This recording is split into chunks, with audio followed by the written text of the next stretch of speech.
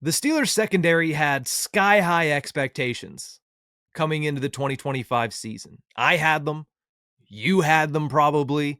The guys in that locker room definitely had them. So too did the local media, the organization. Everybody had high expectations for the Steelers defense in general, but specifically, they also had high expectations for the Steelers secondary, a group that everybody, myself included, believed would take a sizable step forward from where they were last year. There were many reasons for that. I mean, Joey Porter Jr. coming into year 3, he had a sophomore slump. I've called it that. Many have called it that. I think that's in general just what it was. But the expectation was that he would come back in year 3 and more closely resemble what he looked like as a rookie and finally take that step forward that we had all hoped. Jalen Ramsey showed up in Pittsburgh in what I like to call the havoc role, right? He can play all 3 positions. He played slot, he played outside corner, he played safety. But the point was, it was hard to game plan for Jalen Ramsey because he could be anywhere at any given moment, right? It's a pseudo Troy Polamalu role without it being actually Troy Polamalu, who played it in a very unique way. But nonetheless, everybody expected that to be almost an X factor for the Steelers defense. You brought in Darius Slay Jr. to be a vet cornerback 2/3, who when Jalen Ramsey was bounced to the outside could come off the field, but yet was able to fill that void when the void needed to be filled. The Steelers went younger when it came to outside corner last year. They had a lot of trust in Corey Trice. They had a lot of trust in Dante Jackson, who was the vet of the group, and yet he was still somebody who had not been as established as, say, a Darius Slay Jr. So they wanted experience. That's what they valued on the outside, and there's nobody that was more experienced on the market last year than Darius Slay Jr. So they bring him in coming off of a Super Bowl, mind you, with the Philadelphia Eagles. Then you had DeShon Elliott coming off of a breakout season. They had doubled down on him, giving him a contract extension, and essentially, by trading away Minkah Fitzpatrick, said DeShon Elliott is the leader of the safety room. That's the guy we're putting our faith in, and for good reason. And then you brought in Juan Thornhill to fill the void of Minkah Fitzpatrick and be a decent complement to DeShon Elliott in the back end. To say it hasn't gone to plan would, I think, be an understatement.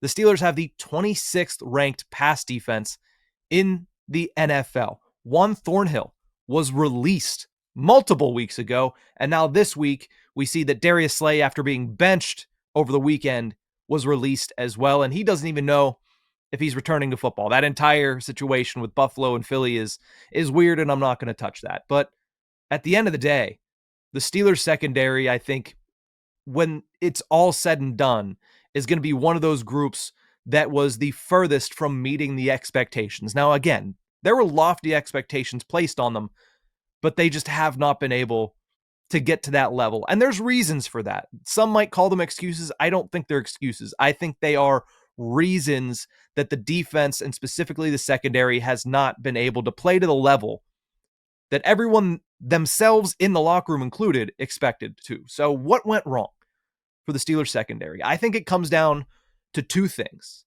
The biggest thing and the most direct thing is the injury to DeShon Elliott.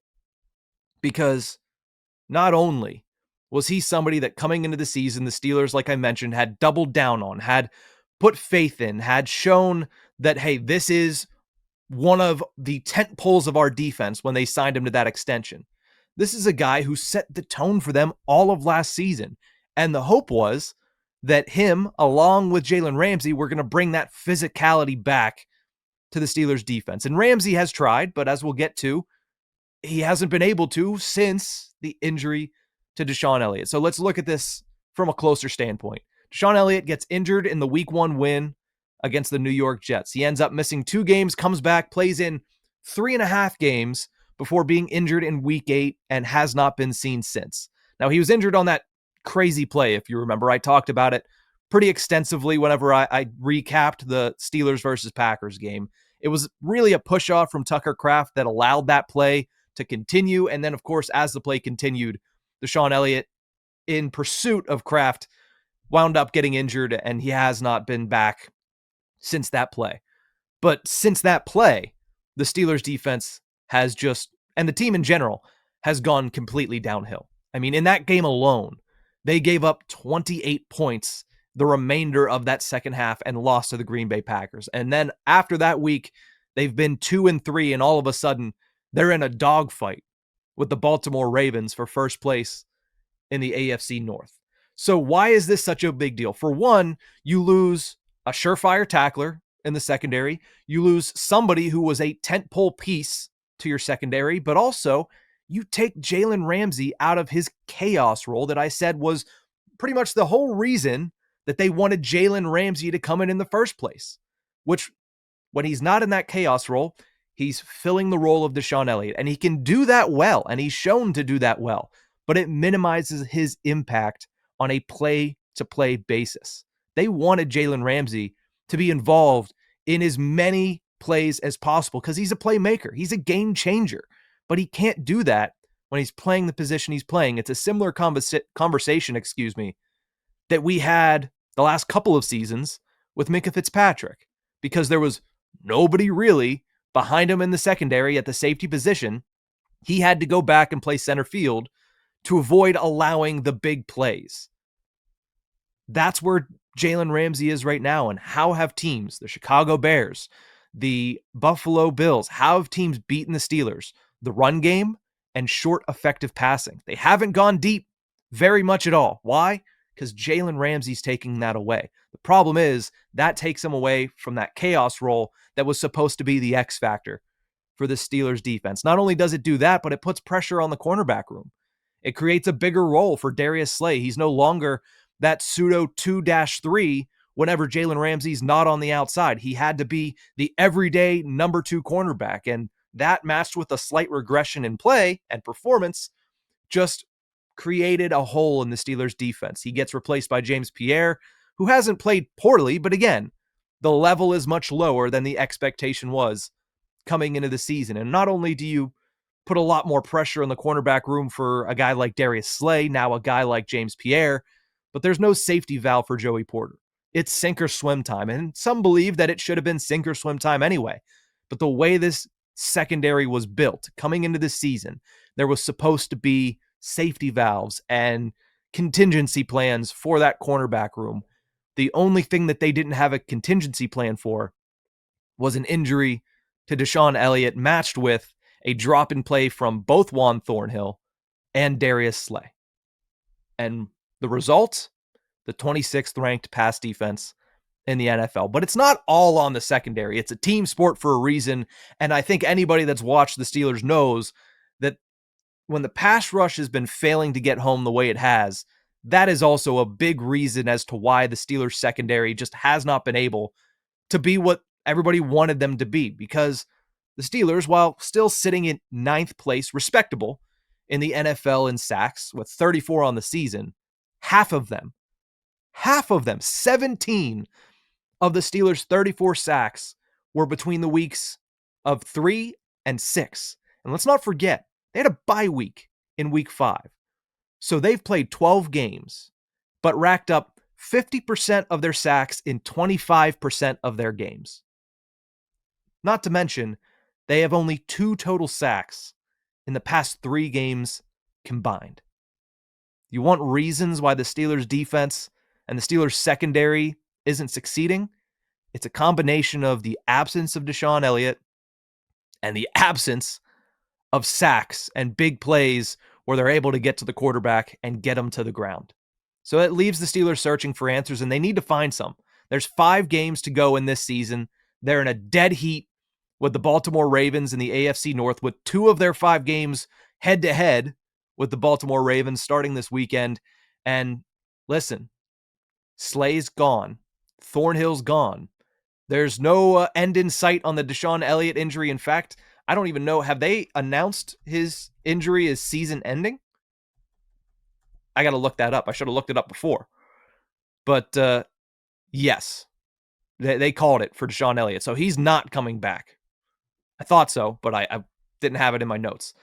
So they're searching for answers, and they really need to find some. They need James Pierre to step up more. They need to find a way, somehow, some way, to get Jalen Ramsey more involved. And it feels like deja vu because it's the exact same conversation that we had with Minkah Fitzpatrick, which means the Steelers are left in the exact same spot that they were last year when they went into that stretch of 5 games at the end of the season, and they lost all 5 of those games. On a positive note, do want to mention really quickly before we head into the weekend, I like the Adam Thielen signing. It wasn't the wide receiver 2 that everybody had wanted. Everybody wants a guy that's closer to in his prime, a guy that you could utilize for the future, but I like the move of bringing in Adam Thielen at this point in the season. The Steelers, when you watch them, they need a vet that knows how to create space. They need a vet that knows how to think the game at a very high level. That's what Adam Thielen has made a career out of. Now, he hasn't been the same this year. He is on the back 9, probably the back 3 or 4 of his career in the NFL, but maybe, just maybe, him and Rodgers find a spark. I mean, how many times has Aaron Rodgers done that with veterans? Why do you think the Jets were so willing to bring in Randall Cobb, to bring in Allen Lazard, to bring in guys that Aaron Rodgers trusts and knows that they can think the game on the same level that he can? Adam Thielen is a wide receiver that can think the game on a level that Aaron Rodgers can. So to me, this is a low-risk, decent reward signing. At best, you find your number 2 wide receiver and a veteran that can come in and get open whenever the play breaks down, or knows how to maneuver through a defense to get himself open, or at the very least put himself in a position where Aaron Rodgers can throw him open. At worst, you signed Adam Thielen for the last 5 weeks of a season and you go your separate ways at the end of the year. So I think this is a good signing. It's not something that's going to change the entire trajectory of the Steelers season, specifically their passing offense, but it's something that I think helps. I certainly think it helps. So we'll see what he's able to do in his first foray into Steelers football. I wonder how much they're even going to utilize him, considering he came in midweek, and we all know Mike Tomlin is notorious for slow playing a lot of these guys. So I'm interested to see how that goes, but all in all, the main theme of this video, the Steelers' pass defense in the secondary, what happened to them? DeShon Elliott's injury is a massive one. I cannot express that enough. But also the failure to get home in the pass rush hasn't helped either. But that's going to do it for this video. Let me know in the comment section what you think about those 2 reasons behind why the Steelers have struggled in the pass defense. Am I on the right track here? Or do you think there's another reason that is something that I'm missing here when it comes to evaluating the Steelers secondary? But it's a big weekend. Steelers, Ravens. Hopefully it goes in the favor of the black and gold. But that's it for this video. Remember, if you enjoyed this content, to like, share, and subscribe to my channel at Nick Belsky. We'll see you guys next time.